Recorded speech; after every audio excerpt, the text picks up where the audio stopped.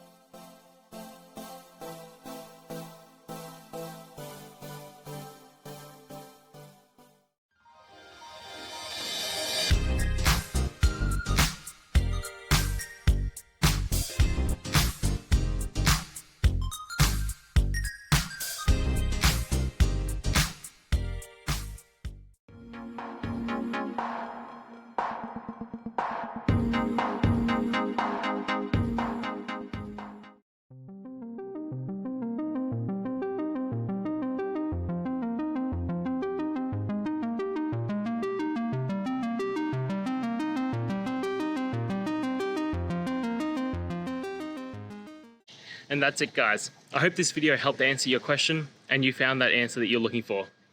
Now, please hit subscribe if it helped. I really appreciate it. And I'll see you next time on another one of these videos. Cheers.